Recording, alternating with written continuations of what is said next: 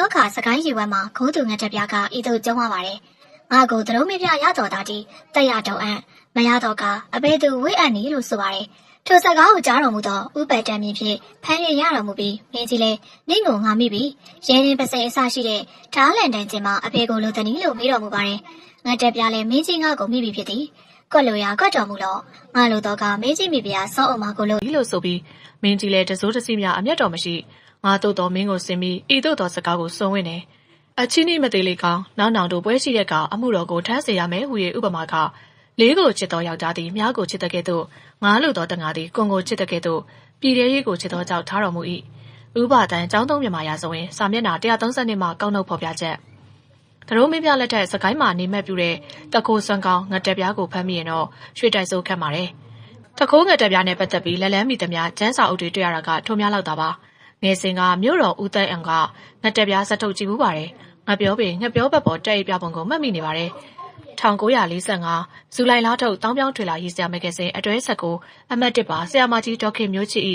ခိုင်ပြောလိုက်စမ်းမယ်တောင်းပြောင်းထွေလာစောင်းပါမှလည်းကောက်နှုတ်ဖော်ပြပြစီတမိုင်းနောက်ခံထားပြီးစိတ်ကူးနဲ့ဖန်တီးရတာမျိုးကို historical fiction လို့ခေါ်ရတယ် historical novel လို့ခေါ်ရင်တော့တမိုင်းကြောင်နောက်ခံထားပြီးဝိထုပုံစံနဲ့ရေးထားတာမျိုးကိုဆိုလိုတယ်historical fiction လို့ဆိုလိုက်တော့တမိုင်းနောက်ခံထားပြီးစိတ်ကူးနဲ့ဖန်တီးရတဲ့ခါမှာဝိထုရှည်ပုံစံပြဆက်ပုံစံကြပြပုံစံစာပေပုံစံမျိုးမျိုးနဲ့ရေးတာတွေအလုံးပါသွားပါတယ်ဤရွှေတိုင်ဆိုဝိထုကလင်္ကာဒီပချစ်သူလို့စာကာမျိုးစားမဟုတ်နိုင်ပဲစာကာဆိုတာကဆွေမျိုးစုစီးပွားရေးထူထောင်ပြီးကြီးပွားလာပုံဒါမှမဟုတ်တိုင်းသိပြည်သိထူထောင်ပုံတိုင်းရေးပြည်ရေးစစ်ရေးစစ်ရာစောစားကြပုံကိုဝိထုပုံသွင်းရတဲ့စာပေမျိုးဖြစ်ကြောင်းအထက်ပါဆောင်မှာပဲဆရာမကြီးညွှန်ပြခဲ့ပါတယ်ရွှေတိုင်ဆိုက historical fiction တမိုင်းနောက်ခံပြုစိတ်ကူးရင်ဝိထုဖြစ်နိုင်တယ်လို့ရေးပြီးစိန်တော့ကျွန်တော်အမျိုးအစားသတ်မှတ်ပြီးပါတယ်ထို့ကြောင့်လေးစားအပ်တဲ့စာဖတ်သူကလည်းသူ့အိုးသူဆန်တယုံမြသောအမြင်နဲ့ဤရွှေတိုင်ဆိုကိုနားလည်စေလိုပါတယ်ဤရွှေတိုင်ဆိုကိုစာရေးသောကာလက1982ခုဖြစ်ပြီးထုတ်ပိုးထုတ်ပိုင်းနိုင်လွန်လာတဲ့ရေးသားခြင်းများဖြင့်ဤဝိထုက1985ခုဧပြီလ1ရက်နေ့မှာပြီးစီးအထမြောက်ခဲ့ပါတယ်၃နှစ်သာချိန်ယူရေးသားလိုက်တဲ့ဝိထုကြီးတော့မဟုတ်ပါအနည်းဆုံးဝိထုကိုဖတ်ပြီးစင်ကြယ်နိုင်စင်မှုနဲ့ရှင်ပြီးပျော်ရွှင်မှုကိုရရှိပြီးဆိုရင်တော့ကျွန်တော်ရေးရကြုံနဲ့ပါမည်လို့ဆိုပါမယ်တမိုင်းနောက်ခံရာဇဝင်နောက်ခံဝိထုတွေကိုကျွန်တော်ကယုံယုံကြည်ကြည်ခန့်ခန့်ယူယူနဲ့ရေးခဲ့ရေးဆဲရေးအံဖြစ်ပါကြောင်းနဲ့လေးစားအပ်သောစာဖတ်သူရဲ့ဝေဖန်သုံးသပ်မှုတွေကိုဆက်လက်ခံယူသွားမည်ဖြစ်ပါကြောင်းအစီရင်ခံအပ်ပါသည်ဆိုပြီးတော့ဆရာချေဦးညိုမှရေးသားထားခဲ့ပါတယ်ရှင်တတရမြောက်နေ့နဲ့နဝမမြောက်တိုက်ပွဲထံရရတက်မတော်သားတို့ကိုထားရှိကုသရာတဲသုံးလုံးစလုံးမှာနောက်ထပ်နေစရာမရှိလောက်အောင်ပြစ်နေပြီးတော့တမားတော်နဲ့အဖွဲ့အမှုတန်းတို့ကလည်းလက်မလည်နိုင်အောင်ရှိနေပါတော့တယ်။မြားစိတ်တဲ့တရားကိုကုရတာကတမားတော်အဖွဲ့အတွက်ခက်ခဲပင်မလာတဲ့အလုပ်ဖြစ်ချပြီးထံရတဲစွာရလာတဲ့တက်မတော်သားအများပြလဲမြားမှန်လာသူများကြီးပါ။အသွားမှာတုံလိမ့်ထားတဲ့အစိတ်ရည်တွေကရုပ်ချီးတင်နိုင်တဲ့အစိတ်မျိုးမဟုတ်လို့တမားတော်အနန္တကစီကအခိုင်မာဆိုပြီးတော့ရုပ်ချီးတင်နိုင်တဲ့အစိတ်မျိုးတဲ့ပိုရေးထျောက်တဲ့အစိတ်ဖြစ်ကြောင်းအနန္တကစီကပြောပါတယ်။ဒီအစိတ်ဟာအထူးတလဲစီမံထားတဲ့အစိတ်ပဲ။များတယ်ဟာခန္ဓာကိုယ်ရဲ့တိတ်ပြင်းပြင်းထန်ထန်ဝင်ဆိုင်ဆံမလို့ပခုံးလက်မောင်းလက်ပြန်ဘယ်နေရာဖြစ်ဖြစ်အရေးပြပုံးမဲ့ရုံလောက်ပဲများတန်ထိရှာပါစေများတော့မှလိမ့်သုတ်ထားတဲ့အစိတ်တွေပုံးပဲ့ရာချစ်ရလေးတစ်ခုလောက်ရသွားရင်လုံလောက်ပြီတန်ရရသွားတဲ့နေ့ကစပြီးအစိတ်ဟာတစ်ခုလုံးမှာရှိတဲ့သွေးကြောတွေတဲ့ကိုအလေမြန်ပြတ်နေသွားနိုင်တယ်ပြီးတော့သွေးလေပတ်မှုလေးရလဲချက်ချင်းနှိကွေးတုံဆိုင်သွားမယ်လူနာဟာအပြင်းဖြားပြီးတစ်ခုလုံးအကြောတွေတည်သွားမယ်ခြေတွေလက်တွေလှုပ်ရှားမရအောင်ဖြစ်သွားမယ်ခရောက်ကတဲ့ငန်းဖမ်းလာမယ်နောက်ဆုံးတော့သွေးလေချောက်ကြားဟာတရားပြက်ပြပြီးတော့စစ်တီတော်တယောက်အပြစ်မဆိုထားနဲ့တာမန်လူတယောက်အနေနဲ့တော့သုံးမြရတဲ့အထိယူသွတ်သွားမယ်။ဒါဟာမြားသွားထိတ်မှာပါလာတဲ့အစိတ်ရဲ့အာနှိတယ်မဲအိမ်မတန်ကြောက်စရာကောင်းတဲ့အစိတ်မျိုးနှုတ်ကလည်းမနာတဲ့ပြောပြီးတော့လက်ကလည်းမနာတဲ့အလုံးများနေပြီးတမားတော်အနန္တကစီကရဲမဲတောင်ရဲ့ပခုံးတက်ကသွေးစွနေတဲ့တရားပုံတန်ပူကိုဖိခတ်လိုက်ပါတော့တယ်။ရှဲကနေတန်တဲ့တူစိုးရတဲ့အနက်ပေါ်လာပြီးတော့ရဲမဲလည်းအတန်နဲ့ကြီးနဲ့អော်ပြီးနားမျက်စိမချမ်းသာရပါအစိတ်လည်းပန်းမှုတုံနေတော့အောင်ဥစွာလုပ်ပြရမယ်။ဒါကြောင့်တန်ပူနဲ့ကက်ရတာပဲပြီးတော့မူလတရားဟောင်းကိုအနာသိဖြစ်အောင်လုပ်ပြမယ်။အဲ့ဒီအနာကိုမှဆက်ကူရမယ်။အပြားတက်လာမယ့်လူနာကိုစိတ်ရည်ဆက်တက်ရမယ်။ပြည့်နဲ့လာမယ့်အစိတ်တွေအပြင်ရောက်သွားအောင်ခြေထိလက်ထိတ်တွေကိုသွေးပေါက်ထုတ်ပြရမယ်။အထက်မှာအစိတ်တွေဆူသွားပြီးခြေချောင်းလက်ချောင်းချို့ညိုပုတ်ပုတ်ဖြစ်လာပြီးဆိုရင်တော့အဲ့ဒီလိုဖြစ်တဲ့ခြေလက်ကိုဖျက်တောက်ပြရလိမ့်မယ်။အရေးကြီးဆုံးကတော့ဒီစိတ်ဟာနှလုံးသွေးကြောတွေမရောက်ဖို့နဲ့အုံနောက်တွေရောက်မသွားဖို့ပဲ။ဒါကိုအချိန်မီမတားဆီးနိုင်တော့ရဲမရဲ့ဆက်ဆက်တုံမေးချင်းရိုက်နေတဲ့သွားကိုဖျဲပြီးတော့စိတ်ရည်လောင်းထနေရတာကြောင့်အနန္တကစီစကားဆက်မပြောနိုင်ပါ။တစ်သားဆုံးကိုခက်ခဲစွာဂရင်းနဲ့ကိုထည့်စိတ်တက်ရပြီးရဲမငယ်ရဲ့မျက်လုံးကြီးတွေကပေါက်ထွက်မဲ့တဲ့ပြူးကျနေပါတယ်။နှလုံးသွေးကြောနဲ့အုံနောက်တွေကိုအစိတ်ရောက်မသွားအချိန်မီမတားဆီးနိုင်ရင်တော့ကျုပ်တို့ရဲ့ရဲမတက်ကိုဆုံးရှုံးသွားပြီသားမှတ်ပြီးတော့ကိုးတရားညံမကြမီမှာပဲသူကတတ်တတ်ခေါင်ယူသွတ်သွားမှာပဲ။တဲဝါတကရဲမတက်တိုက်ဝင်လာပြီးတော့တရားရလာသူတွေကိုပွေ့ချီထမ်းဖို့လာသူတွေပါ။မြားစိတ်ပဲလားဟိ။ဟုတ်ပါတယ်သမားတော်ကြီးကိုပြစ်နေရမရှိတော့အောက်မှာအိမ်ဘက်ခင်းထားတယ်။မေကြီးပေါ်မှာပဲချထားလိုက်တော့ စိတ်ရထက်ကြိုထောင်ဟေးတမှုတွေလည်းမိထက်ဖုတ်ထားအဖျားတွေနေရဲနေအောင်ဖုတ်နော်မြားတန်းလန်းပါလာတဲ့ရင်းမဲ့ရှိရင်မြားတော့ကိုထဲမှာကျိုးပဲ့မကြံရအောင်ဂရုစိုက်ဆွဲထုတ်မြားတော့အပိုက်စကြရင်ဘလို့မှမရနိုင်တော့ဘူးအဆက်မပြတ်တဲ့မိတ်တွေကိုပေးရင်တမားတော်ကြီးအနန္ဒကစ္စည်းကတဲတွင်းဘက်ကိုဝင်ပြီးတော့တဲမဲ့ကြီးနေမျိုးတရားသူရလဲတမားတော်ကြီးနောက်ကထက်ချက်မကွာလိုက်လာခဲ့ပါတော့တယ်အင်းဝနေပြီးတော့စတင်ထူထောင်သိမ့်သိမ့်ပြီးကြတဲ့ကတက်မင်းကြီးနေမျိုးတရားသူရကဘရင်မင်းမြတ်နဲ့အတူပွဲပေါင်းများစွာဝင်ခဲ့ဘူးသူပါစကိုင်းပင်းရဒေသတဝိုက်ကြီးမားပြင်းထန်တဲ့တိုက်ပွဲတွေနဲ့ပြီးခဲ့တဲ့နေ့ကောင်ကပေါ်ပေါက်ခဲ့တဲ့ငနွယ်ကုန်းတိုက်ပွဲပါဝင်ပါကစင်ကလေးအပြူပြူပြက်ပြက်ဗရိတရိဘရင်နေနဲ့စစ်ခင်ရတဲ့စင်မြင့်ချီလင်တိုက်ပွဲပေါင်းများစွာတော့မှနေမျိုးတရားသူရတက်တော်ဦးဟာစီနေမီဦးစွာဦးရတိုက်ခဲ့ပါတယ်စစ်တလင်းစစ်မြေပြင်ပေါင်းများစွာတို့ကိုအသက်ရထက်ဝက်ခန့်များအကြိမ်ထိကျုံခဲ့ပြီးစစ်မြေပြင်တို့တဘာဝသွေးတန်ရဲရဲဓားလန်ဖွေးဖွေးစင်မြင့်ဖွေးဖွေးစစ်ပွဲရဲ့ရက်ဆက်ကြမ်းကြုတ်မှုတွေကိုစုံခဲ့ပြီးတော့အသေးကြီးအကြဆုံးမှုတွေကမဆန်းတော့ပါရန်သူတွေနဲ့လိမ့်ချန်အပ်တဲ့တိုက်စိန်တွေရဲ့အဆွဲကြီးတွေမြင်းခွာတွေဓားသွားတွေလှန်သွားတွေကနေမျိုးတီဟာသူရလို့တက်မင်းကြီးတယောက်တည်းပြပြရိုးရှင်းတဲ့အတွေ့အကြုံပါတိုးတော်တော့ယခုတောင်တွင်းတိုက်ပွဲကြကမှဒဏ်ရာရရဲမက်တီထားရှိရာတဲကြီးသုံးလုံးကနေရာမဆန့်တဲတွင်းမှာရှိတဲ့ရဲမက်တီကတစ်ချိန်တက်တစ်ချိန်တိုးပွားရတာလာနေပြီးရဲမက်တို့ရဲ့အော်ရည်ညညတန်တွေကနေမျိုးတီဟာသူရကိုလောင်ပြောင်နေပြီးတော့နာကြီးခံခဲ့တဲ့ဒေါသတွေနဲ့အသားတွေတစ်ဆက်ဆက်တုံရပါတယ်လက်သီးတို့ကြစ်ကြစ်ပအောင်စုပ်ထားပြီးတော့ခံပြင်းစရာကောင်းလာတဲ့အဖြစ်ပါရဲမက်တွေတပွဲပွဲဒဏ်ရာရပြီးတော့သွေးတန်ရဲရဲမဟုတ်ရုပ်စင်းပြည့်ရင်းလာပြီးတော့မဟုတ်အချို့ကများတန်စိုက်ပါလာတယ်အချို့ကမပါလာဒဏ်ရာရတဲ့နေရာတွေကလည်းလင်းမျိုးရေအုပ်စတဲ့တေလောက်တဲ့နေရာမှာလည်းမဟုတ်ပုံပေထိရှရုံသွေးဆုပ်ရုံများတာတို့တော့တမားလူကြီးရဲ့ပြောပြချက်နဲ့တူတွေ့နေရတဲ့မြေခွေးရအန်ရကကြောက်စရာကောင်းလောက်အောင်ကြီးလာကြောင်းတက်မင်းကြီးနေမျိုးတရားသူကတဖြည်းဖြည်းနားလည်လာပါတယ်ရန်သူကမြို့ပြကျုံမြောက်ကိုအခိုက်အမာဆွဲပြီးရိုးထိတ်တရဲကိုတက်ကရှာပေါင်းများစွာသောများတဲ့တို့ကိုမိုးတိမိုးပေါက်ပပတွန်းချပြီးကျုံးကိုဖျက်ကူးပြီးတော့အင်းဝရဲမဲ့တို့ကဖြိုင်ကျလာတဲ့များတဲ့နေကိုမရှောင်သာပဲပခုံးပါးပြင်လက်မောင်းလက်ပြန်ထိရှာဆွဲမှန်ကြတော့တယ်စင်စေရန်သူတက်မှာလက်ပြောက်လေးတီတော့မရှိပါရန်သူတို့ကအင်းဝရဲမဲ့တွေကိုတွဲမဲ့စွာချိန်ရွယ်ပြစ်လို့ကြသည်မဟုတ်ပြစ်လို့နိုင်ဆွဲရှိကြသည်လည်းမဟုတ်အင်းဝရဲမဲ့များအစုပြုံလိုက်ရှိရနေရစီကိုများတဲ့နေကိုခစင်ကလေးတွန်းချလိုက်ကြသည်လားပါဤများတဲ့နေကလည်းအင်းဝရဲမဲ့တရဲ့လဲမျိုးရေဟုတ်စီကိုထိမှန်လာကြသည်မဟုတ်ပုံပဲထိရှရုံလောက်သာရန်သူတို့ရည်ရွယ်ပြီးတို့တော်မြားသွားကခဏတနေရာကိုထိရှသွားပြီးဆိုရင်တော့ရန်သူတို့ရဲ့ရည်ရွယ်ချက်အထမြောက်ပြီးမြားသွားမှလိမ့်တုတ်ထားတဲ့အစိတ်ကြောက်စရာကောင်းလာတဲ့အစိတ်ကြီးတမင်းကြီးနေမျိုးတရားသူရရဲ့မျက်လုံးညိုကြီးတွေမှာသွေးကြောတွေနေရဲသေးမြင့်စွာရှက်ဖြာနေပါတယ်နာကြီးခံခက်ဒေါသတွေကပြင်းထန်လွန်လာတာဖြစ်တာကြောင့်တောက်တက်ချက်များပြီးမခောက်နိုင်တော့ပါတဲဝါစီကလှုပ်လှုပ်ရအတန်ကြီးကြားလိုက်ရပြီးတော့များတဲ့တွေရဲမဲ့တတုံရောက်လာပြန်ပြီလို့တွေးပြီးတမင်းကြီးတဲဝါစီကိုလှမ်းကြည့်လိုက်တော့တွေ့ရတာကဘရင်တက်တော်ဆောင်တက်ပုံမှုပါတမှုကတဲတွင်းကိုခြေလန်းကျဲကြီးနဲ့ဝင်လာပြီးတော့အနီးကိုမရောက်မီမှာပဲတမင်းကြီးသိလိုက်ပါပြီဘရင်မင်းမြတ်ကိုတော့တိုင်းလားဟုတ်ပါတယ်တမင်းကြီးတမှုကကြပြကြရပြန်ပြေးစဲမှာပဲတဲတွင်းကိုတက်တော်ဆောင်တစ်ဖွဲ့ဝင်လာပြီးဝါကုတ်ပြစ်တွေတစ်ဖက်တစ်ချက်ပြီးမှနေရာယူလိုက်ပါတယ်စစ်တီတော်တို့အလဲမှာဝင်းသားရုံလမ်းကြောင်းတစ်ခုပေါ်လာပြီးတော့တမင်းကြီးနေမျိုးတရားသူရနဲ့တမားတော်ကြီးအနန္ဒကစ္စည်းတို့တပြိုင်တည်းဒူးထောက်ချလိုက်တယ်လမ်းကြောင်းတိုင်းတဲတွင်းဝင်လာသူကသတော်မင်းပြဘရင်ကိုယ်တိုင်တော်ပါဘရင်နောက်မှာပါလာသူကရှင်မဲသင်းစားမင်းကြီးတီလဝအဲဒီနောက်ပိသကပီရင်ကျွဲကျင်နဲ့ဆက်တဲ့တင်ကရာစာအဲဒီနောက်တက်မှုများတန်ရာရရဲမဲ့တွေများစိတ်သိနေဆိုတာမှန်သလားသတော်မင်းများကရောက်မဆိုင်ပဲမေးတဲ့အခါတော့ထင်းမှုနှမ်းမှုမရှိတဲ့ဘရင်မင်းမြရဲ့အတွင်ကခါတိုင်းလိုပဲခက်ထန်ချင်းတွက်လက်ချင်းနဲ့အသွယ်ဝိုက်ကင်းစင်နေပါတယ်မှန်ပါတယ်ဘရင်မင်းမြတ်အလွန်ကြောက်စရာကောင်းတဲ့မြစိတ်တစ်မျိုးတင်လာကြပါတယ်အနန္ဒကစ္စည်းကလက်ထရတံမှုကိုအမှုတော်ထံတယောက်တည်းလှမ်းပေးပြီးလက်အုပ်ချီပြီးဖြေပါတယ်ဘလို့ကြောက်စရာကောင်းတယ်လေအနန္ဒကစ္စည်းကမြစိတ်အကြောင်းကိုရှင်းပြနေချိန်တော့တမင်းကြီးနေမျိုးတရားသူရကရှက်ကြောက်ခြင်းပြင်းစွာနဲ့သတော်မင်းများရှိမှခေါင်းငယ်ဆိုင်ချရပါတယ်အဲ့ဒီလိုနဲ့ယူသွပီလူစင်မမီတော့တဲ့အဖြစ်ကိုရအောင်ထိပြင်းထန်တဲ့စိတ်ဖြစ်ပါတယ်ဘရင်မင်းမြတ်တမားတော်ရဲ့စကားဆုံးသက်သွားပါတယ်တရားရရဲမဲ့ဘလောက်ရှိသွားပြီလဲတမင်းအေးအားသုံးပုံတစ်ပုံရှိပါပြီဘရင်မင်းမြတ်ကျုံးကိုဖြတ်ကူတာမအောင်မြင်ဘူးဆိုပါတော့ဟုတ်လားမှန်ပါတယ်ဘရင်မင်းမြတ်သတော်မင်းပြဝါကုပြည့်ရေပေါ်မှာအတုံယုံလဲကျနေတဲ့ရဲမဲ့တွေကိုလှည့်ကြည့်လိုက်ပြီးဘရင်မင်းမြတ်ရဲ့အသွင်အားထူးထူးခြားခြားငြိမ်သက်နေပါတယ်မြားစိတ်ကြောင့်ကိုတီးသွားပြီးရင်တော့ပြင်းစွာဒေါသပေါက်ကွဲလိမ့်မယ်လို့တမင်းကြီးကထင်နေတော့လဲထင်တယ်လို့မဟုတ်ပဲပကတိတိတ်ဆိတ်နေခြင်းကြောင့်အံ့အားတင်သွားပါတယ်သို့တော်ချက်ချင်းပဲဘရင်မင်းမြတ်ရဲ့အတိအကျတဲ့သဘောထားကိုနားလည်လိုက်ပြန်ပါတယ်ဤများတိတ်ဆိတ်နေတဲ့ချိန်ကပဲဘရင်မင်းမြတ်ရဲ့ရှင်ထဲမှာအဘဲများထိစုဝေပေါက်ကွဲနေပြီလို့သိလိုက်ရတာကြောင့်ပါဒီအစိတ်ကြောင့်ဘာလို့သိတယ်လဲသတော်မင်းများကတယောက်စီရဲ့မျက်နှာတွေကိုလိုက်လံကြည့်ပြီးမေးပါတယ်ဒီအစိတ်မျိုးကချက်ချင်းဖော်ဆက်ပြီးချက်ချင်းအသုံးပြုရတယ်ဆိုတာတန်ပဒီပါကအရေးရှင်ကြီးများရဲ့ပရပိုက်တွေထဲမှာမှတ်တမ်းပြုထားခဲ့ပါတယ်ဘရင်မင်းမြတ်ရန်သူတွေကဒီနေ့နဲ့အသုံးပြုနေကြတာပါပဲဟုတ်လားသင်္ကရာစာလောကီပညာကြွက်ကျင်နှက်ဆက်တဲ့သင်္ကရာစာဘက်ကိုလှမ်းကြည့်ပြီးသတော်မင်းများကမေးတဲ့အခါတော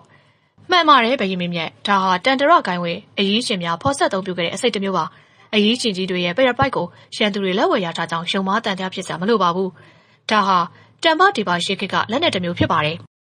တင်ကားရာစာမဆိုင်မတော့ဖြစ်တော့တင်ကားရာစာကအင်းဝရွှေမျိုးတော်ကိုတီထောင်ရန်အတွက်ဘေးရင်တပေါင်းစနီးအတိတ်အိမ်မက်တွေကိုဖွင့်ဆိုအခါပေးခဲ့သူပတ်နေအကျော်မော်ပါပိတက်ကဘေးရင်နဲ့တကွလောကီတက်မှာကုံလုံးသူမင်းတိုင်ပင်ကပညာရှိကြီးလည်းဖြစ်ပါတယ်တင်ကားရာစာရဲ့စကားအမားကင်းစင်သောစကားပါ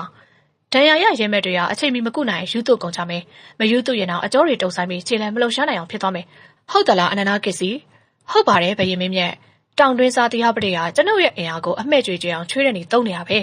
ဒဏ်ရာရအများစိတ်သေးရဲမဲ့တွေကိုကုသရတဲ့အတွက်တက်မတော်မှာအချိန်နဲ့အင်အားရုပ်ရော့သွားအောင်လုပ်နေတယ်တခါတည်းအကြဆုံးရှိအောင်မလုပ်ဘူးလုပ်လည်းမလုပ်နိုင်ဘူးဒါကြောင့်လေအကောက်ညံတဲ့အစိတ်သုံးတာပဲရန်သူတင်တဲ့ကပြောကိုတရုံးမင်းပြအလွယ်တကူဖော်ထုတ်လိုက်နိုင်တဲ့အတွက်နေမျိုးတရားသူရကဘယင်မင်းမြတ်ပေါ်အံ့ဩခြင်းနဲ့တူကြောက်အလေးစားသွားမိပါတယ်စစ်ပြုတ်ကြတယ်ဆိုမှတော့နိုင်ယာနီကိုတုံးကြတော့မှာပေါ့ညီတော်တရုံးမင်းပြရဲ့လက်ရဘက်မှာထွက်ပေါ်လာတဲ့တန်မှာဤတန်ကထူးထူးခြားခြားအတန်ဝါလေးလေးတွဲတွဲကြီးဖြစ်ပြီးအတန်ရှင်ကရမင်းသေးစားမင်းကြီးတီလည်းဝါပါမင်းကြီးတီလည်းဝါကကြီးမားထွားချိုင်းလာတဲ့ခန္ဓာကိုယ်ကြီးကိုလေးပင်စွာရွေးဆိုင်နဲ့ဝါကိုပြည့်စုံမှမှီလိုက်တော့တယ်တရုံးမင်းပြနဲ့ညီနောင်သွေးချင်းတော်ဆက်တဲ့ရမင်းသေးစားမင်းကြီးတီလည်းဝါကဘယင်တဲ့အသက်9နှစ်ခန့်ကြီးသူပါမင်းကြီးတီလည်းဝါကအင်းဝနေပြီးတော့တင်တာမကနိုင်ငံတော်ဝန်လုံးမှာနှစ်ယောက်တူမရှိအောင်ထူးခြားစမ်းကြဲသူပါကြီးမားထွားဆိုင်လာတဲ့ခန္ဓာကိုယ်ရှိတဲ့နဲ့မြလှုပ်ရှားပြောဆိုမှုကလည်းလေးကန်လာသူပါမင်းကြီးရဲ့မျက်နှာပေါ်မှာလေးဖိစွာပုတ်ခတ်နေတဲ့မျက်ခွန်နဲ့အောက်ကမျက်လုံးတွေကလည်းဤလောကမှာဘာကိုမှစိတ်ဝင်စားခြင်းမရှိတဲ့အယောင်တွေနဲ့ထောက်ဝက်စဲမှုန်မိုင်းနေတတ်ပြီးစစ်ရေးနိုင်ငံတော်ရေးထိနေရေးအင်းဝထူထောင်ရေးဘာရေးကိုမှစိတ်ဝင်စားသူတွေပါထို့တက်မှုတော့စကားခွန်းစပြောရမည်ကိုပဲဝင်လေးတက်သူပါစစ်မြေပြင်တိုင်းဖြစ်စေဘရင်ညီလာခံတိုင်းဖြစ်စေဘာတကုံးမှဝင်ရောက်ပြောဆိုတတ်သူမဟုတ်ပါမြည်သူကိုမှလည်းရင်းနှီးကျွမ်းဝင်ရမပြထိုတည်နဲ့အများပြုံးရည်ကြီးလည်းအလင်းကင်းမဲ့ပြီးတော့ခန်းစားလှုပ်ရှားမှုကင်းတဲ့မျက်နှာကြီးကအမြဲတစေပဲရေသေးကန်ဆက်မျက်နှာပြင်လိုတည်ငြိမ်နေပါတယ်ဤဘဝမှာလူသားဖြစ်နေထိုင်ရတာကိုပဲဝင်လွေပင်မဆင်းရဲလာရတဲ့ပကတိတည်ငြိမ်လုံးသူပါတရုံမင်းပြဘရင်နဲ့မင်းကြီးတီလာဝါတို့ကအစုံအကြဆုံးစက်ကျင်ပန်းညီနောင်နှစ်ပါးဖြစ်ပြီးတော့တရုံမင်းပြတက်ကြွလှုပ်ရှားဖြစ်လက်တာနဲ့မျှမင်းကြီးတီလာဝါကလေးကန်ထိုင်မိုင်းတည်ငြိမ်သူပါဘာပြောလိုက်တယ်နောင်နော်တရုံမင်းပြကမင်းကြီးတီလာဝါကိုလှည့်မိလိုက်တော့မင်းကြီးတီလာဝါကစကားပြောရမှာပဲဝင်လေးရန်နဲ့ပြေးစာနေရာရွှေ့ထိုင်လိုက်ပြီးတော့စစ်ပြူကြတယ်ဆိုမှတော့လက်ယုံနှလုံးအကောက်ညံကိုတန်ရသုံးကြတော့မပေါ့တောင်တွင်းစားဟာလူရောက်မှာပဲကိုလူယုံမှာကအကောက်ညံတဲ့အစိတ်ရည်တွေသုံးတိုင်းကျုပ်တို့ရဲ့ရဲမက်တွေအချီနီပြက်စီးရမှာလားနောင်နော်အစိတ်ရည်တွေကိုဖျက်ဆီးရမှာပေါ့ဤစကားကိုဝင်ပြောသူကတင်ကားရာစာပါမှန်တယ်မင်းကြီးတီလာဝါကလေးတွဲစွာဝင်ပြောပါတယ်တက်မင်းနေမျိုးတရားသူကဒူးထောက်နေရမှာရင်ကိုတက်မဲ့စွာဆွဲပြီးကျွန်တော်မျိုးအရာထားပါဘယင်မင်းမြတ်ဒီအစိတ်ရည်တွေကိုဖျက်ဆီးဖို့အတွက်ကျွန်တော်မျိုးကိုအမှုတော်ချပေးပါတရုံမင်းပြတက်ပါကြီးကိုတစ်ချက်မြစူးစိုက်ကြည့်ပြီးခေါင်းခါလိုက်ပြီးတော့စင်မြင့်ချီလေးတက်ကိုကိုကဲပြီးပွဲဝင်ရတဲ့နေရာလိုမျိုးအတွက်သာတက်မင်းကိုကျွန်ုပ်အရာပေးတာဖြစ်တယ်ဒီနေရာကတက်မင်းနဲ့မလျော်ဘူးဒီပွဲကငွေကုန်းစားကြော်သူတော်ကလိုပဲကျွန်ုပ်ကိုယ်တိုင်ဒီတော်တွင်စားတရားပရိကိုတုတ်တင်ရမယ်ပွဲဒါဟာဘယင်မင်းမြတ်အရာလည်းမဟုတ်ပါဘူးလေတင်ကားရာစာကတရုံမင်းပြကိုတောင်းပန်တိုးရှိုတဲ့ကြီးနဲ့ကြည့်ပြီးမဝင်မရဲဆို့ပါတယ်အဲ့ဒီနောက်တိုင်ကုန်မိပြီးတနေရာကိုငေးကြည့်နေတဲ့မင်းကြီးတီလာဝါကိုလှည့်ကြည့်လိုက်တော့မင်းကြီးတီလာဝါကတင်ကားရာစာကိုပြန်မကြည့်ဒါပေမဲ့တင်ကားရာစာကကြည့်နေမှန်းကိုသိနေဟန်နဲ့မှန်တယ်ဒါဟာရွှေတိုက်ဆိုရဲ့ပွဲပဲသူ့ကိုလို့ဘယင်မင်းမြတ်နဲ့ရွှေနန်းတော်ရဲ့ဗန္နာယတနာရိတ်ခါတော်တွေနဲ့တကွနေပြည်တော်ရဲ့ဗန္နာရိတ်ခါလုံးကျုံစင်ကတိတ်တိရိတ်ကိုအမှုတော်ထမ်းချုပ်အုပ်ချုပ်ရမယ်လို့အမိန့်တော်ချမှတ်ခံရပြီးကတည်းကရွှေနန်းတော်ပြင်ဘက်ကိုထွက်ချိန်များခဲ့ပါပြဲတိုက်တော်ဝင်အတွင်းဝင်စက်ရေးတော်စချီတော်မျိုးပြစနပုတ်အကြီးကဲတွေနဲ့တောင်ရွှေတိုက်တော်တွေနေနေညညအချိန်ကုန်ပြီးတော့ဘယင်သရိုးမင်းပြရုပ်ကြီးစိတ်ကြစွာအရာလွဲခဲ့တဲ့အတွက်ကြောင့်လေရွှေတိုက်တော်ရဲ့ရွှေတပြားငွေတက်စိကြေတရွေအတိမ်ပအချွတ်ချော်မရှိစေအောင်ကြက်မှတ်အုပ်ချုပ်နေရပါတယ်အထူးသဖြင့်အခြားသောမင်းဆွေမင်းမျိုးသူကောင်းမျိုးတွေကိုကြုံလွန်ပြီးမိမိကဲ့သို့သောသူတယောက်ကိုယုံကြည်စိတ်ကြစွာနဲ့ရွှေတိုက်ဆိုးခန့်ခဲ့တဲ့ဘယင်သရိုးမင်းပြရဲ့ယုံကြည်စိတ်ချမှုဟာအတွင်းမဲ့သဘောကိုစောင့်နေပါတယ်ထို့ကြောင့်အမှုတော်ထံရအလေးလျက်မရှိစေရဘယင်ယုံကြည်မှုကိုအစွန်းထင်မရှိစေရဘယင်မင်းမြတ်နေတကွာတက်တော်များအလုံးရင်းနဲ့ယခုလိုတောင်တွင်းရဲ့စစ်မြေပြင်ကိုထွက်ခွာရောက်ရှိနေချိန်တော့နေပြည်တော်မှာကြံရစ်ခဲ့တဲ့မိမိတာဝန်ကပိုရည်ကြီးလေပါတယ်ရွှေတိုက်ဆိုးရာကိုရတဲ့နေ့ကစပြီးမိမိပေါ်မလိုလားမုန်းထစိတ်နဲ့မျက်ခြေမပြတ်စောင့်ကြည့်နေတဲ့အတွင်းသိမ်းမှုငနွယ်နုကမိမိပေါ်အချိန်တိုင်းမှာအပြည့်ရှားကျင်နေပါတယ်အတွင်းသိမ်းမှုငနွယ်နုကိုစိတ်ထဲမှာမတွေ့လာသည်မှန်တော့လဲတက်နိုင်သမျှကွင်းဆောင်ခဲ့သည်ကြီးပါအတွင်းသိမ်းမှုငနွယ်နုအမြဲပြောလို့ရှိတဲ့စကားတစ်ခုရှိပါတယ်မိမိကိုစောင်းမြောင်ပြည့်ရဲ့ပုတ်ခက်လေသောစကားတို့ဘယင်မင်းမြတ်နဲ့ဖုံးလက်ယုံအာနာယာမှာဘာမှပြောစရာမရှိစပြူထိတ်မှာနှစ်ယောက်မရှိတဲ့လူစမ်းကောင်းမှာတိုးတော်လဲရွှေတိုက်ဆိုးရာတော့ခံထားရမှာတော့ဖုံးတော်ကြီးတော်မင်းမြတ်အရေးကိုလာကြီးရဲ့ဘဲနဲ့တကိုဓာယိုခဲ့ရတယ်လို့တကိုဓာယိုကန်လို့အတွင်းသိမ်းမှုမညမတာဖိနှိပ်ပြောဆိုပြီးပြောစီလို့လစ်လျူရှုခဲ့ပါတော့တယ်တိုးတော်ရွှေနှန်းတော်မှာဘယင်သရုံးမင်းပြမရှိတဲ့အချိန်မျိုးမှာဒင်းဆက်ကပိုးရအတန့်ကျဲပါတယ်ဒေါသကိုမျိုးသိပ်ရတယ်လက်ပြန်လက်မောင်းကြွတ်သားတို့နာကျင်ကတ်ခဲလို့မတက်လက်သီးစုံကိုချစ်ချစ်ပအောင်ဆုပ်ထားရပြီးတော့အရင်တုန်းကလည်းစကိုင်းပင်းရအင်းဝဒေတာတလွားလွတ်လပ်စွာကျက်စားလွင်ပါနေရတဲ့ဘဝမျိုးဆိုရင်တော့ငန်နွယ်နုတယောက်ခေါင်းကိုဦးစားကွဲပါပြီရွှေပရပိုက်တွေမှာကညစ်တင်တာစည်ရည်တော်စာချီတော်တွေကိုအမိတ်ပေးပြီးအမှုတော်ထမ်းနေရတဲ့ ဤရွှေတိုက်ဆိုးရအောင်စွန်ပြီးဘရင်မင်းမြတ်နေတကွာစစ်မင်းပြေလို့သာထွက်လိုက်ချင်ပါတယ်ရွှေတိုက်တော်တွေအချိန်ကုန်ပြီးတစ်ဆေးရွှေရည်နဲ့ကြိုင်လောင်နဲ့လေရှူရှက်ရတာကပဲစိတ်လဲညောင်းညလာပြီးတော့ရွှေတိုက်ဆိုးပြေနှလုံးဆွဲရပြတာတဲ့တက်မတော်သားပြေလက်ယုံဆွဲရဟူ၍ပြလိုက်ချင်ပါတယ်ခက်တီကလည်းလက်ယုံဆွဲဟူ၍ပြနိုင်လောက်အောင်အစမ်းသက်မခံရစင်မြင်းဓားလန်အတက်မှာအင်းဝရဲမက်တွေကဲ့သို့ကျွမ်းကျင်နှက်ဆက်သည်လည်းမဟုတ်မိမိရရှိထားတဲ့လက်ယုံဆွမ်းကတက်မတော်သားတွေလိုစစ်ပွဲဝင်လက်ယုံမျိုးမဟုတ်စစ်မြေပြင်စစ်ပွဲတစ်ခုကမှတစ်ဖက်ရန်သူနဲ့ရင်ဆိုင်တိုက်ခိုက်ရတဲ့အတွေ့အကြုံမျိုးလည်းမရှိခဲ့ပါမြင်းဆက်ကိုတော့အတန်အသင့်နိုင်ပါတယ်ဓားနဲ့လန်ကိုကျွမ်းကျင်ချေမဟုတ်တော့ဓားရည်လှည့်ရည်မညက်စတန်ကစားတက်ပြီးတိုးတော့တိုက်ပွဲမဝင်ဘူးခဲ့ပါစင်ရည်တက်ကတော့အလန်းကွာလုံးပြီးတော့ဘရင်စင်တက်ကိုအဝေးအမြင်ပူပြီးချွန်းကိုပင်မကင်ဘူးစင်စည်းပညာမှာမိမိကလုံးဝအခက်မှာလေးမြတက်မှုကလုံးဝသစိမ့်တရဆက်မှာနေစင်ကကင်ခဲ့ဘူးတဲ့လောက်လဲမပလေးကိုင်းညွတ်ကြီးမြားတန်တို့ကမိမိနဲ့လုံးဝအကျုံးမွေနဲ့လက်လက်ပါတိုးတော့မိမိကိုမိမိဘရင်တက်တော်တွေရဲမဲ့အမှုတော်တန်ဖြစ်နိုင်ကောင်းတယ်လို့တော့ယုံကြည်နေမိပါတယ်ဓားလန်လေးများစင်မြင့်တက်တို့မှာအခြားရဲမဲ့တွေလုံးမပြည့်စုံမတန်ကျွမ်းသောညာအင်းဝနေပြီးတော့မှရှိတဲ့မြေတိရဲမဲ့အကျက်သွေးတောက်ပိုတက်မှုမှမပြုတ်နိုင်စွမ်းတဲ့အရေးသွေးတရမိမိမှာရှိပါတယ်ပေါ်ပါလင်မြန်ဖြစ်လက်ခြင်းအဝေးအနီးအမြင့်အနိမ့်အမောင်အလင်းမြည်တို့ပင်ပတ်ဝန်းကျင်ရင်းမြစ်အနေထားရှိပါစေကြုံကြက်ရာချင်းတွေပေါ်လိုက်ပြီးမိမိရဲ့ပေါ်ပါခြင်းလျင်မြန်ခြင်းဖြစ်လက်ခြင်းကိုတမုတ်ခြင်းထုတ်လုပ်သုံးဆွဲနိုင်ပါတယ်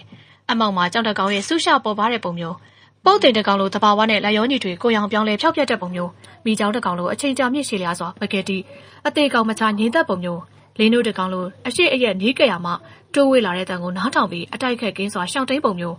ဒီတို့တော့အရေးအသွေးမျိုးမှာတော့မြည်သည့်အင်ဝါရဲမန်းမှမိမိကိုတူပါရှင်းပြိုင်နိုင်စွမ်းမရှိနိုင်တို့တော့ရွှေတိုက်ဆိုးတယောက်ဖို့ပေါ်ပါလင်မြန်ပြက်လက်ချင်းတီးဆိုတဲ့အီလဲယုံစွမ်းကဘယ်နေရာမှာအသုံးဝင်သနည်းဘယ်လိုအသုံးချရမည်နည်းရွှေတိုက်တော်တွင်မြင်းတီတော်တယောက်ကဝင်လိုကြောင်းတကားမှုလာပြောပါတယ်ဒီကလေးကထူးခြားမှုတစ်ခုခုနဲ့တွေ့ရတော့မယ်ဆိုပြီးအလိုလိုသိတဲ့အာယုံကနိုးကြလာပြီးရွှေတိုက်တော်တွင်အဝင်မခံကိုယ်တိုင်အပြင်ထွက်တွေ့လိုက်ပါတယ်ထင်းတဲ့တိုင်းမှာပဲမြင်းတီတော်ကအမိတ်စာချုပ်ကိုဆက်ပြီးတဝင်းနဲ့လက်တွေနဲ့စာချုပ်ဘူးကိုဖွင့်မိတယ်ဖုံးတော်ကြီးတော်သရိုးမင်းပြဘရင်မင်းမြတ်အမိတ်တော်တက်ရောက်တီကရွှေတိုက်စိုးဝင်ယခုဖြုတ်ချီတောင်တွင်းစစ်မြေပြည်သို့မဖိမနဲ့ရောက်ရှိဖူးဝင်စီအမိတ်တော်တိကျအမှားကြားရှိသေးလားရဲ့မဲ့ဖုံးတော်ကြီးတော်ပြရဲ့တိကျအမှားကြားတော့မရှိဘူးဝင်မင်းကြီးတီလာဝါကတော့မှားလိုက်ပါတယ်မင်းကြီးတီလာဝါပါဝင်နေတဲ့အေးကြီးကတာမန်မဟုတ်တော့လို့သိလိုက်ပြီးတကူလုံးထွေးနှွေလှုပ်ရှားလာတော့တယ်ဟုတ်လားမင်းကြီးကဘာတဲ့လဲရဲ့မဲ့မြန်လိုက်ခဲတဲ့စကားနဲ့လာတဲ့မင်းကြီးတီလာဝါနှုတ်ကအီလေးလုံးသောစကယ်စုထွက်ကြလာခြင်းကပဲမြင်းမြအရေးကြီးနေပြီဖြစ်ကြောင်းသိပါတယ်မင်းကြီးရဲ့တူတူပြက်ပြက်အမိတ်တန်ကိုကြားရောင်ကြီးပြုံးလိုက်ပြီးတော့တယ်စိုင်တော်မပြန်တော့ဘာနဲ့ကြော်စိုးကိုလည်းအကျိုးအကြောင်းမပြောတော့အမစကားလဲမထားရတော့လို့ချက်ချင်းဆုံးဖြတ်လိုက်ပြီးမြင်းတီတော်ကိုယူလာတဲ့မြင်းပေါ်ပေါ်ပါစွာခုန်တက်လိုက်တော့တယ်တောင်တွင်းမျိုးရဲ့ကျုံးရည်ကနှွေးထွေးနေပါတယ်ရေပြင်ပေါ်မှာတိတ်တိတ်တဲကျနေတဲ့နှင်းငွေတွေကအေးစိတ်နေသလောက်ကျုံးရည်ထဲမှာရေကနှွေးနေပဲပက်လက်လက်၍တစ်တုံးကိုတွေ့လိုက်တာကြောင့်မျက်စိတဆုံကောင်းကင်ပြင်ကျုံမြင်ရပြီးတော့လေးလံမိတ်တုတ်ကျပွင့်နေရမျက်လုံးအစုံပေါင်းအထောင်တောင်းနဲ့ငုံကြည့်နေတဲ့အင်းဝါရှင်မျိုးတော်ကရွှေတိုက်ဆိုးဝင်နေဟေ့ကြည်စံကျုံးရည်ပြင်ထဲမှာတစ်တုံးကိုဖတ်တွယ်ပြီးခိုးကြောင်ခွေဝက်ကူးနေတယ်ဒါရွှေတိုက်ဆိုးဝင်တောင်ရဲ့အလုပ်တက်လားလို့ကျပွင့်လေးတွေတန်တော်တီးတိုးနေသလားပဲအမောင်တူထဲမှာတကူတည်းပြုံးလိုက်မိတော့တယ်ရွှေတိုက်ဆိုးဆိုတဲ့အရာတော်နဲ့လုံနေရတဲ့လုပ်တို့ကဘလို့မှဆက်ချင်းမရှိတော့တွေးမိတာကြောင့်လည်းပြုံးပါတယ်လူစွမ်းလူစားပြရတော့အန်းဆိုတဲ့ပီတီစိတ်နဲ့လည်းပြုံးမိခြင်းပါတေတုံးကလက်ရက်အရှိန်နဲ့တရွရွမျောနေပြီးတော့မြို့ရိုးထိတ်သူ့ရဲကိုသူ့ရဲပြေးစီကိုအစွမ်းကုန်တတိထားပြီးကြည့်နေရတယ်အမောင်နဲ့ရင်းနှီးရဲ့မျက်လုံးတွေကဒီလောက်လာရောက်နေညီအလင်းလောက်ကိုတော့ကောင်းကောင်းမြင်မိပါတယ်သူ့ရဲကိုတက်မှာတောင်တွင်းရဲမက်တရဲ့အရှိန်မဲမဲတရံတွေကိုတွေ့ရပြီးကျဲရောင်လင်းနေတဲ့ကောင်းကင်ပြင်နောက်ခံမှာတော့သူတို့ပကုံးတက်ပေါ်ကလေးကိုင်းကြီးတွေမြားစီတောက်တွေကိုပါထင်းထင်းပြက်ပြက်ပါမြတကောင်လွဲအချင်းကြီးကကျုံးရည်ပြင်ကိုလူတယောက်ဖြတ်ကူးလာလိမ့်မယ်လို့သူတို့ဘလို့မှစဉ်းစားမိမိမဟုတ်တဆူတဆိုင်ကြည့်ပြီးဆိုတော့မှပဲကြာဖက်များကြာရွေ့တီဆိုရင်မှရွေ့နေတဲ့တစ်တုံးတုံးကိုသာတွေ့ရလိမ့်မှာပါဤတစ်တုံးရဲ့တစ်ဖက်ရေထဲမှာလူတယောက်ကူးခတ်လာတာကိုတော့ဘယ်လိုနည်းနဲ့မှသိနိုင်မှာမဟုတ်တစ်တုံးကိုတွက်ဖက်ပြီးရေပြင်မှာပက်လက်မျောလာသူကလည်းတစ်တုံးနဲ့မချပကတိငိမ့်တက်နေပါတယ်လူနဲ့တစ်တုံးခွဲခြားမရနိုင်ပါမြို့ရိုးဘက်နီးကပ်လာပြီးကျုံးရည်ရဲ့ထီတွေကပိုရင်နွေးလာတော့တယ်ကြာယူမှော်ပင်ထိုက်တရောတော့ကအောက်ခြေမှာပိုရင်ရှုပ်ထွေးလာပြီးခြေထောက်နဲ့လက်မှာရစ်ပတ်တွယ်ညှိလာတဲ့မှော်ပင်ထွေးထွေးတွေကိုရှင်းနေရတာကအချိန်တော်ကြပါတယ်ရေတန်ကြရက်တန်ထွက်လာရင်မဖြစ်မြို့ရိုးတွေနဲ့များစွာနီးကပ်လာပြီးကျုံးဆက်ရေပင်တွေကလှုပ်ရှားတောင်ကိုတရဲကိုပေါ်ရှိရန်သူတွေကောင်းစွာကြားနေနိုင်ပါတယ်လေပင်တစ်ချက်ကျုံးရည်ပေါ်မှာဖြတ်သွားတော့တယ်အခွင့်ကောင်းမှာလေပင်ကြောင့်ကြာပတ်တွေဖလက်ဖလက်မြည်ပြီးလှုပ်ရှားသွားပြီးတော့ကြာပဲလက်တံကိုအကာအကွယ်ပြုတ်ပြီးတစ်ပေအမောင်ရေးကြတဲ့ရေဆက်စီကိုတစ်တုံးကိုတွန်းလိုက်တော့တယ်ကုန်းဆက်မြေပြင်ကိုခြေချမိပြီးတစ်ပင်ရဲ့အမောင်မှာခိုးပြီးပင်စီကိုကွယ်ပြီးမြို့ရိုးထိပ်ကိုလှမ်းကြည့်လိုက်တယ်တရဲခိုပေါ်ရဲမက်တရဲ့အရှိန်မဲမဲကိုကောင်းစွာတွေ့မြင်နေရပြီးစကားပြောရှိမောတန်တကောင်းငဲ့တန်အရေးတခုခုကြတန်တို့ပါကြားရပါတယ်မြို့ရိုးအောက်ခြေမှာရှိတဲ့တစ်ပင်ကြီးမှာသူတို့ရဲ့ရန်သူတယောက်ရောက်နေပြီဆိုခြင်းကစိုးစင်မှာတွေးမိကြရမတူပါမြောက်ပြန်လေးတစ်ချက်ဖြူးသည် အယိုးထဲမှာပဲစိတ်ကနေအေးသွားပြီးကျုံးရည်ထဲမှာရှိစဉ်ကနှွေးထွေးနေတော့လဲကုန်းပေါ်မှာခိုက်ခိုက်တုံချမ်းလာပြီးတော့စောင်းတွင်းရဲ့ကျုံးရည်ကနှွေးနေတတ်ပါတယ်ရေမတက်လာတဲ့ခါမှာတော့နှက်ဆတိုးပြီးအေးရလေတော့တယ်တစ်တုံးကိုတစ်ချိန်လုံးဖတ်တွေ့ခဲ့ရတဲ့ညာဘက်လက်ကအေးလို့ရေကြိုက်ခဲချင်လာတယ်တစ်ချိန်လုံးရေအောက်မှာကူးရက်လာခဲ့ရတဲ့ဘယ်လက်ကလည်းအားရင်ချိနေချင်လာတော့တယ်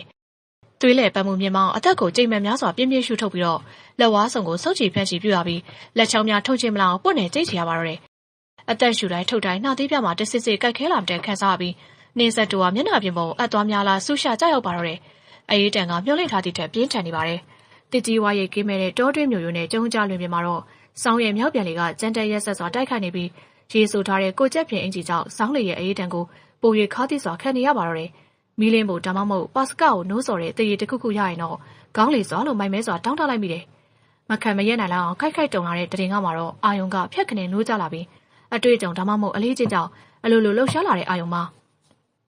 အေးတံကိုဘာကြောင့်တခုတ်တရတိမဲ့ခန်းစားကောက်ွယ်နေရတယ်လဲမြောက်ပြန်ဆောင်လီရေဆိုးကိုကျက်နှင်းငွေမြူအားလုံးကိုအာယုံထဲမှာဖျောက်ဖျက်ပစ်လိုက်ပြီးအတိတရားကိုအခြားတစ်ပါးသောအမှုကိစ္စစီကိုပြောင်းရွှေ့ပစ်လိုက်ပါတယ်အမှုတော်အောင်နိုင်ရေးသတို့မင်းများပင်ရဲ့အမိတ်တော်မင်းကြီးတီလာဝါရဲ့အမှားအကြားဘယင်မင်းမြတ်ကတင်းမာပြသွားစွာအမိတ်ချပြီးတော့အစိတ်ရည်တွေကိုဖျက်ဆီးခဲ့ရမယ်မြားသွားမှာစိတ်ရည်တုံးလေးပြီးတိုက်ခိုက်တဲ့တင်းနဲ့ကောင်း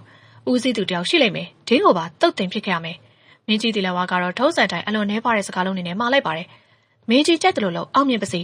ေတဲကြီးများတွေအစိတ်တင်နေတဲ့ရင်းမက်တွေရဲ့အတုံးယုံကိုခန္ဓာတွေကိုမြင်အောင်ကြည့်လိုက်တော့တောရင်းကိုလှုပ်ကြံတာ3ရက်ရှိပြီတိုက်ပွဲက9ပွဲပြည့်ခဲ့ပြီငါတို့အထိနာများလို့လာတယ်အဲ့ဒီလိုတောက်တစ်ခေါက်ခေါက်အန်တကြိတ်ကြိတ်မြည်ဆိုနေတဲ့တက်မင်းကြီးနေမျိုးတရားသူရဲ့မျက်နှာကိုမြင်အောင်ကြည့်လိုက်တော့ရွှေတိုက်ဆိုဒီအမှုဟာတင့်ရတာဖြစ်တယ်တင်ကလွယ်လို့ဘသူမှဆွမ်းဆောင်နိုင်မှာမဟုတ်ဘူးလို့အာကိုတကြီးပြောရှာတဲ့တင်ကရာဆိုင်စကားကိုကြားအောင်ကြည့်တော့အာယုံကိုမျက်မှောက်တတင်ကကိုပြန်လိုက်ပြီးခိုက်ခိုက်တူအေးကျနေခြင်းတွေကအလုံးလွေးပြေသွားပြီဖြစ်ကြောင်းခန်းစားတွေ့ရှိလိုက်ပါတယ်ခါတီတော့အေးတံကိုအနိုင်ရလေပြီခါစီပေါ်ကပက်ချီလာတဲ့ကျိုးကိုဖြုတ်ယူလိုက်တယ်ကျိုးကိုကင်ထားတဲ့အထီတွေဟာနှစ်လိုပဲပါလာပေါင်းတန်ကြာမကင်တွယ်မထိတွေ့ခဲ့ရတဲ့ကျိုးကွေဘယင်မင်းမြရဲ့ရွှေတိုက်စိုးဝင်ဖြစ်လာတဲ့ချိန်ကစပြီးစွန့်ပစ်ထားခဲ့တဲ့ကျိုးကွေကိုဖျက်ရင်မိမိကိုမိမိယုံကြည်မှုတွေပိုပြီးရလာတော့တယ်လက်ထဲမှာကျိုးကိုကြစ်ကြစ်ပအောင်ဆုပ်ထားလိုက်ပြီးကျိုးစားကမိမိတို့တက်ရှိလူသားရဲမဲ့တုံးမှာပါနေချိုက်စွာတစ်ချက်ပြုံးလိုက်ပြီးကျိုးစားတစ်ဖက်ကိုခွေးလျှော့ပြုတ်လောက်လိုက်ပြီးတော့ကျွမ်းကျင်တဲ့လက်တွေကအလိုလိုလှုပ်ရှားနေပြီးလိုအပ်သောပြင်ဆင်မှုအလုံးပြီးပြီးလှုပ်ရှားမှုစတင်ရတော့မယ်တရဲခိုပေါ်လမ်းကြည့်လိုက်တော့အမြင်နဲ့အကြောင်းအယုံကိုအစွမ်းကုန်နိုးကြနေစေရမယ်စကားပြောတန်ရွှေရှားတန်ရီမောတန်တွေတရဲခိုထက်စီရပေါ်လာပြီးတော့အချို့တန်တွေကတရဲခိုမှတစ်စင်မျိုးရိုးတွေအောက်ဘက်ကိုတစားတစားဝေးသွားပြီးအချို့တန်တွေကတရဲခိုပေါ်တစားတစားနီးလာတော့တယ်သူတို့ကေးလဲကြပြီဤအချိန်ကိုစောင့်နေခြင်းမှာသူတို့လူအလဲလဲနဲ့အလုံးလုံးနေခြင်းမှာပဲခွင်းလျှော့ကျိုးစားမျိုးရိုးထိပ်စီကိုလွှင့်ထွက်သွားပြီးမြားတစီပမှာပါလက်ထဲမှာကြံခဲ့တဲ့ကျိုးစားတစ်ဖက်ကိုစောင့်ဆွဲကြည့်တော့တင်းကနေဖြစ်သွားပြီးတော့ခွင်းလျှော့ကတခုတော့သူ့ရဲခုမှာခိုင်ခိုင်မြဲမြဲတုံ့ပြန်သွားပြီ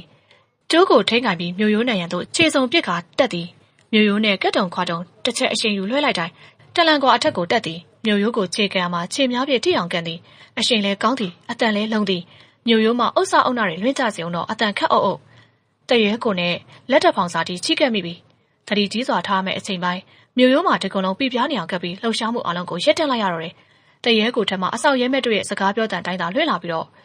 ့တွေးတော့ဘူးဖွင့်လေဗျာအခုပဲကိစ္စတောင်းဝင်ချအခုပဲဘူးဖွင့်တော့မှလားချမ်းသက်ဗျာလေးကလည်းတခုတိုင်ညာမဟုတ်လားဟုတ်ပါဒီလောက်ချက်ချက်စီစီညဒီလိုတလွဲချိန်မျိုးမှာကိစ္စကြတယ်ဗျာကဲရော့အာကောင်းတယ်ဗျာတမော်ရဲနဲ့အချမ်းပြေတာပဲတိတ်မတောင်းနဲ့ဦးတွေးတော့ခုနေအင်းဝကောင်နေကျုံးကိုဖျက်ခုလိုက်ဘယ်နဲ့လုံးလဲတဲကောင်းတဲ့ဟာတာပဲအခုနေအင်းဝကောင်နေကျုံးကိုဖျက်ခုလိုက်နဲ့ဟုတ်လားကိုရဲ့ကောင်တွေခုချိန်ဆိုမြားစိတ်တက်ပြီးယူနေလောက်ပြီသတို့မင်းများကိုယ်တိုင်ယူသွားဖို့လိုတယ်ဗျဟုတ်တယ်မကြပါဘူးအဲ့ဒီအင်းဝပင်ရလဲမကြခင်မြားမှန်ပြီးယူတော့မှာပဲကဲအဲ့လေလေးပါလေးပြန်ဆောက်ပါကိုရင်မဲတမော်ရဲမော့နေတော့တာ哦ရော့ဗျာတိတ်လေလောဘမကြည့်နဲ့အောင်သူတို့မယူခင်ကိုကမူပြီးမျိုးရိုးပေါ်လိတ်ကြနေမှာကိစ္စများနေမယ်ကျုပ်ကကိုရင်လိုတောက်လုံးမကြည့်ပါဗျာအခွင့်ကောင်းရနေပြန်တော့တယ်ကြာစောင့်နေရင်မဖြစ်ခြေစုံကိုတွဲလဲချပြီးကြိုးစားကိုအားပြုကန်လိုက်ပြီးတော့ရှိသမျှခွန်အားကိုကျိုးပေါ်မှာလက်နက်ဖက်စီကိုထည့်လိုက်ပြီးမျိုးရိုးနဲ့တပြေးတဲ့ကပ်ပြီးဒီကိုယ်လုံးအပေါ်တရွေ့ရွေ့ကြွတ်သွားတယ်တရဲကိုနှစ်ခုကြာရောက်ပါပြီဟိုဘက်3ခုကျော်တရဲကိုရဲ့နောက်တရဲပြေတိုင်ဦးထိပ်မှာဘေးချင်းရှင်ပြီးတယောက်တလက်ဘူးမော်နေကြတဲ့အဆောက်ရဲမဲတွေကိုထင်ထင်ရှားရှားတွေ့လိုက်ရတယ်တရဲမူးနေပြီဖြစ်တဲ့အမေအယောသတိပေါ်စွာလဲရှိနေပြီဖြစ်တဲ့ထိုသူနှစ်ယောက်ကခေါင်းချင်းဆိုင်စောင့်ပစ်လိုက်ရမှာအလွယ်လွယ်ကူတဲ့ကိစ္စပါရဲမဲနှစ်ယောက်ကဘာဖြစ်သွားမှန်းသိလိုက်မိမဟုတ်မျိုးရိုးတွင်ဝင်မိပြီပြအိုးတစ်ခုရဲ့တိုင်တိုင်နောက်ကိုပြေးကပ်လိုက်ပြီးတော့မျိုးရိုးတွင်မြင်ကွင်းမော်အပေါ်စီးမှမြင်ရပြီးအမောင်တုမှာမီးတိတ်တိတ်လင်းနေတဲ့တဲငယ်တွေကိုဟိုတစုတွေ့နေရပါတယ်တဲငယ်တွေကအမိုးသာရှိပြီးအကမရှိတဲလင်ရဲမဲ့9ယောက်ဒါမှမဟုတ်6ယောက်ရှိမယ်လို့ခန့်မှန်းပြီးတော့တယ် သူတို့လှုပ်လှုပ်ရွာရှိကြသည်တဲလေမှာမိဖို့ကြီးတွေကိုတွေ့ရတော့တယ်မိဖို့ပေါ်မှာကကြီးမားလာတဲ့တဲကြီးတွေရဲမက်တို့ကရှေ့လျားတဲ့ရောင်းမကြီးနဲ့တဲကိုမှွေနေကြပြီးတော့မိဖို့မှာအလင်းကြောင်တဲထဲမှာရှိတဲ့ဆေးပစ်တဲ့ကြီးတွေကိုတွေ့လိုက်ရတော့တယ်အစိတ်ရည်တွေပါမြင်ကွေးတစ်ခုလုံးဖြတ်ပြီးကြည့်လိုက်တော့မြားတဲ့နေကိုအစီးလိုက်တဲလာသူတွေမြားသွားကိုဒဲဝဲနှစ်ပြီးခက်ယူနေသူတွေအစိတ်လင်းတော့ပြီးမြားတဲ့နေကိုပြန်တဲသွားသူများလှုပ်လှုပ်ရွာရှိနေကြတဲ့ရန်သူအင်အားခံမှန်းကြည့်လိုက်ပြီးတဲငယ်10လုံးရန်သူ90ကျော်အကျက်ဘိုးများပါဝင်ဆိုရင်60ကျော်မိမိဒီအထိုးခုတ်ကျွမ်းတဲ့စစ်တီတော်မဟုတ်ဤရန်သူများကြောက်ဝင်ပြီးရေဆိုင်ခုတ်ပြီးဆိုရင်တော့မိမိလောက်ယူသူမရှိနိုင်ပါသို့တော်သူတို့ရဲ့အစိတ်ရည်တွေကိုတမဟုတ်ချင်းဖျက်ဆီးပစ်နိုင်ရအရေးကြီးဆုံးပါပြအိုးတိုင်နောက်ကိုရနေပြီးတော့တာရိုးစင်ချင်းကျော်ဆိုင်ပြေးစင်ပြီးတစ်ကိုင်းတက်ကိုင်းရတကိုင်းအောင်ခုန်ကူးတဲ့ရှင်းတကောင်ရဲ့ပေါ်ပါခြင်းမျိုးနဲ့အမောင်တူကကောင်းစွာထောက်ကူပေးနေပါတယ်ဟေးမီးတောက်နေနဲ့ရှော့တဲတဲကအစိတ်ရည်တွေကိုမီးတောက်သွားဟမှာအကုန်လုံးမျိုးပြုတ်ကုန်မယ်ရှော့ထားပါတယ်သွေးတောက်ကြီးမင်းပါရှော့ထားလားဟုတ်မယ်ဟိုဘက်ကထင်းစားအပြင်ထွက်ပြီးမီးတောက်နေရမတွေ့ဘူးလားမနေညာဟိုကောင်းနေလို့ဖြစ်သွားမယ်မင်းညိုမဟတ်စိန်နဲ့တဖွားဖွားလိုက်ပြီးအကျက်ပူတွေစစ်စစ်သတိပေးနေကြမီးရသွားတာဘာဖြစ်ကုန်တယ်လဲတွေ့တယ်မဟုတ်လားဟုတ်ကဲ့တွေ့ပါတယ်သွေးတောက်ကြီးဟာမင်းကိုအမေးပြေလုံးနေမှာမဟုတ်ဘူးငါရဲ့မီးတောင်မြင်မြန်ရှော့မီးရပြီးပောက်ကွဲကုန်လို့အရှင်လက်မဟာအဝီစီရောက်ကုန်မယ်ရှော့လိုက်ပါပြီခင်ဗျမီးเจ้าမှာသာတဲရှာရှိတဲ့ကောင်ဟေးဟိုတဲအကောင်တွေမြားတယ်ဘယ်လောက်အစိတ်လူပြီးပြီလဲ900ပြီးသွားပါပြီသွေးတောက်ကြီးအေးတော့ပြီထင်းတွေအကုန်ပြန်နှုတ်တော့နောက်ထပ်များတယ်လည်းမရှိတော့ဘူးဒီညအစိတ်များ3000ကျော်ရပြီနက်ပြန်လာမယ်ဟိုအင်းဝငရေသားတွေအတွက်လုံလောက်ပြီဟေးအစိတ်များတွေအလုံးကွက်လက်ကွင်းမြင်မှာအစီလိုက်ပုံထားမနဲ့အာယုံတက်လောက်မှာအရှင်တရားပရိကိုရိုတိုင်းလာပြီးတက်တွေကိုခွဲဝေပေးလိုက်မယ်ကြားလားကောင်းပါပြီသွေးတောက်ကြီးထွေးအစိတ်ရည်ကျိုးတဲ့ကောင်တွေကလည်းငါအတွေပဲနွားတွေပဲခိုင်းတဲ့လောက်ပဲလှုပ်တတ်တယ်အစိတ်လူတဲ့ကောင်တွေကလည်းအတူတူပဲမခိုင်းမဲမလှုပ်တတ်ဘူးမထူးပါဘူးလေလေးတီကျော်ဆိုပြီးမျိုးရိုးထိတ်ကနေမြှပစ်တဲ့ကောင်တွေကလည်းတောက်ရမ်းသမားတွေကြီးပါပဲနွားကြောင်သားလောက်လဲပြစ်တဲ့လောက်သာပြစ်တတ်တာဒါတော့လေးတီကျော်ဆိုပြီးဒင်းတို့ကပလွားကျင်နေတယ်မင်းတို့ကောင်တွေလားဒီအစိတ်ရည်ရှိနေလို့အစိတ်များနဲ့ရမ်းပစ်ထိကြရာထိရှာကြရာရှာထိတိုင်းရှာတိုင်းအစိတ်ကအစွမ်းပြနေလို့သာမဟုတ်ရင်တော့လားဟိုဘလူးတပတ်တဲ့ကြောက်စရာကောင်းတဲ့အင်းဝပင်ရမင်းတို့ကိုအမုတ်ပြအောင်ဝါးစားမှာသိလားဟမ်အင်းဝပင်လည်းနဲ့ပြန်ဆိုအစိတ်များထိပြီးယူတော့မှာပါဗျဟေးဘဲကောင်လဲကွာတူနဲ့လှုပ်ရှားရှိရလို့ဟေးဟိုဘက်တရားကောင်းနေထင်းတွေအကုန်ပြန်နှုတ်တော့လို့ပြောနေမကြောက်လားတေဖိနဲ့အထုံအားတွေကိုဖြိုခွင်းပြစ်နိုင်တဲ့ထိုးစစ်တိုက်ကွက်ကိုရလိုက်လေတယ်မီးပုံများတဲများနီးတစ်ဝိုက်မှာအစိတ်ကျိုအစိတ်လူရဲမက်တွေအလုံးရှင်းသွားတဲ့အထိမောင်ရိပ်ကိုပြီးစောင့်နေလိုက်ပါတယ်တော်အုပ်လှုပ်ရှားမှုတွေတဖြည်းဖြည်းဆဲပြီးတော့မီးဘိုတွေရဲ့တစ်ဖက်ကွက်လက်ကွင်းမြင်မှာအစိတ်များတွေအစီလိုက်ပုံပြီးသားဖြစ်သွားကြတယ်။ကွက်လက်ပက်လက်မှာအဆောက်လေးဦးကျန်ရစ်ပြီးတော့ကျန်ရဲမက်တွေအလုံးတဲဆက်ခန့်အောင်ပြန်သွားကြတော့တယ်။မောင်ရီဆိုမှရှေ့ကိုတိုးထွက်ပြီးပေါ်ရော်တဲ့ရဲမက်တယောက်ထားပြစ်ခဲ့တဲ့မီးဘိုတကူကမီးကျွင်းထင်းစားကိုစောစောပဲကြည့်ရှုမှတ်သားထားခဲ့ပြီးပါ။ဟေးမီးဘိုနာဘာတူလဲ။ဒီကိုယ်လုံးဖျန်းကနေဖြစ်သွားပြီးစောစောဟဲရောက်တင်းမောင်းနေတဲ့သွေးတောက်ကြီးရဲ့တဲ့တဲဝိုးကွယ်ပြီးတစ်ဖက်မှာပုံနေလိုက်တော့တယ်။သွေးတောက်ကြီးရဲ့ခြေတန်းနီးကပ်လာတယ်။ဟေးဘဲကောင်လဲကွာငါမမြင်ဘူးမှတ်လား။မတက်တာမီးကျွင်းထင်းစားတွေကိုဆွဲမထုတ်ရသေးထင်းစားကိုရပြီဆိုသည့်တိုင်မီးတောက်လာအောင်လုပ်ရအောင်မယ်ခြေတန်းလည်းတဖြည်းဖြည်းနီးကပ်လာတယ်ဘဝဟောင်းတော့ရှိခဲ့မှုတဲ့အာယုံကိုအလင်းမြန်ပြန်ပြီးနှိုးယူလိုက်တယ်မင်းဟိုတုန်းကဒီလိုကြုံရရင်ဘာလုပ်တယ်လဲ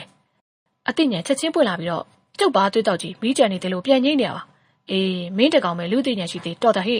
ထင်းစားကိုဆွဲထုတ်ပြီးမီးတောက်လာအောင်မှုပြီးတော့မီးတောက်အလင်းအောင်ကဝင်းကလေးမျက်နှာကိုလာပြီးဟက်တော်တယ်ဟင်မင်းဘယ်ကောင်လဲမင်းဘသူသွေးတောက်ကြီးရဲ့စကားအဆုံးမတတ်နိုင်မှာပဲမီးတောက်ထင်းချောင်းကိုတဲဝိုးတဲ့ပြစ်တယ်ပြီးမြားတစင်းအဟုန်နဲ့ပြေးထွက်ခဲ့တော့တယ်အစိတ်ရည်တဲများတစ်လုံးပြီးတစ်လုံးထိုးမတစစ်ကွက်လက်ကွဲမြေရှိအစိတ်များတွေစုပုံထားနေအောင်ကူးဆက်လောင်ကျွဲပောက်ကွဲကုန်ပြီးတအုံအတန်ကြီးတွေတဖြည်းဖြည်းဝေးကျက်ရစ်ခဲ့တော့တယ်တရွဲကိုထိတ်ကိုပြန်ရောက်တော့မြို့ရိုးတွင်ငုံကြည့်လိုက်တော့မြို့ရိုးထိတ်မှာတဟူးတိုက်နေတဲ့စောင်းလေးပြေးရဲ့အေးတန်မရှိတော့ပါမြို့ရင်းမှာမီးတောက်ကြီးရဲ့ပူရှင်ကမြို့ရိုးထိတ်စီကိုပဲလာပြီးဟက်နေပါပြီအင်းဝတက်များမြို့ရင်းကိုဝင်စရာမလိုတော့ပါတောင်တွင်းစားတရားပရိကအာယုံတက်ချိန်မှာပဲမြို့တက်ကားထွက်ပြီးကျုံတတကိုဖျက်လျှောက်ဘရင်သရိုးမေးပြတဲ့အချင်းငယ်အညက်ခံဝင်လာပြီးတော့သရိုးမင်းပြမွေးဆွဲကျိုးတရားပရိကိုအမျက်ကြီးစွာနဲ့တုတ်တင်ပြီးပြုတ်သေးတယ်။တင်ကားရာစာအတက်တန်တားမြစ်ထားကြောင့်တရားပရိချမ်းသာရရှိခဲ့ခြင်းမှာတို့တိုင်အောင်ပဲသရိုးမင်းပြဆက်ဆုပ်ဟန်နဲ့မျက်နှာလွှဲပြီးတရားပရိရှိကထွက်ခွာသွားပြီးတော့ဘယင်မင်းမျက်နှာလွှဲတဲ့အခါမှာပဲတုံလုံးနေခဲ့တဲ့တရားပရိကစောက်တရားရသွားပြီးတရားပရိကတင်ကားရာစာကိုအာကိုတကြီးကြီးစကားတခွန်းဆိုပါတယ်။ကျွန်တော်မျိုးရဲ့နန်းမြုပ်တွင်ဝင်ပြီးအစိမ့်ရင်လက်နဲ့တွေကိုဖျက်ဆီးပစ်ခဲ့သူဟာဘသူပါလဲအရှင်တင်ကားရာစာအဲ့ဒီသူရဲ့ကောင်းစစ်တီကိုကျွန်တော်မျိုးသိလို့လာပါတယ်။တင်ကားရာစာပြုံးပြီးတော့အဲ့ဒီနောက်အာပါတရားရှိပါတယ်။တမင်းကြီးနေမျိုးတရားသူရနဲ့တကွတက်မှုတွေလည်းတဟာဟာရီကြတော့တယ်။သရုံမင်းပြမရှိတဲ့အတွက်လည်းလွတ်လပ်စွာအကြီးမောပြုတ်ရဲခြင်းမှာတောင်တွင်းစားတရားပရိကသူ့အမေစကားမှာမြည်တို့တော်ရီစရာတွေ့လေတနည်းဆို၍နားမလည်စွာငင်းငိုင်ကြည့်တော့အဲ့ဒီသူရဲ့ကောင်းစစ်တီတော်ကိုတွေ့ချင်ပါတယ်ရှင်။တရားပရိကထပ်မံပြောပြန်တော့အာလုံးဝလုံးကွယ်ရီကြပြန်တော့တယ်။မင်းကြီးတီလာဝါတယောက်သာမကြီးမပြုံးရှိပြီးတို့တော်မင်းကြီးကကျင်းနဲ့အားရတဲ့မျက်လုံးတွေနဲ့တနေရာစီကိုလှမ်းကြည့်လိုက်ပြီးတော့နားမလည်နိုင်စွာငင်းငိုင်နေတဲ့တရားပရိလည်း မင်းကြီးတီလာဝါမျက်လုံးနဲ့ရှေ့ရောက်ကိုလှမ်းကြည့်လိုက်တော့တင်ကားရာစာကရီတန်ပလုံးမထွေးနဲ့ဝင်ပြေပါတော့တယ်စစ်တီတော်မဟုတ်ဘူးတီရပရိမောင်မင်းရဲ့အိမ်ယာကိုညကဝင်ပြီးဖြိုခွင်းလိုက်သူဟာစစ်တီတော်မဟုတ်ဘူးရွှေတိုက်စိုးဝင်မင်းတယောက်အခုတော့ရွှေတိုက်စိုးပေါ့လေမကြခင်ကမှရွှေတိုက်စိုးဝင်ဖြစ်လာတဲ့သူပေါ့တီရပရိတယောက်သာနားမလည်နိုင်သေးတော့လဲကျန်အားလုံးကတင်ကားရာစာရဲ့ဖြေကိုနားလေသဘောပေါက်စားနဲ့အတော်မတန်ရီမောကြတော့တယ်အထူးသဖြင့်ကမကြသေးခင်ကမှရွှေတိုက်စိုးဝင်ဖြစ်လာခဲ့သည်ဆိုတဲ့စကားလုံးကိုနားလည်နေကြပါတယ်ရွှေတိုက်စိုးဝင်ရဲ့အဆောင်အယောင်ဝင်းယုံတိုးရင်နဲ့တင့်တယ်စွာရှိနေတဲ့လူတယောက်ကမလန်မကတ်မှရက်ပြီးရီတန်တွေကိုမကြားအောင်ပြုပြီးတော့တို့တော်တင်ကားရာစာရဲ့စကားမတိကျွကြုံပြုရမရမကြခင်ကမှရွှေတိုက်စိုးဝင်ဖြစ်လာတဲ့သူဆိုတဲ့စကားရဲ့နောက်ွယ်မှာဖြစ်ရအလုံးစုံကိုထိုသူနဲ့အားလုံးအတွင်းစင်းသည့်မကြခင်ကမှမှန်ပါတယ်တစ်နှစ်ပဲမပြည့်တတ်သေးပါ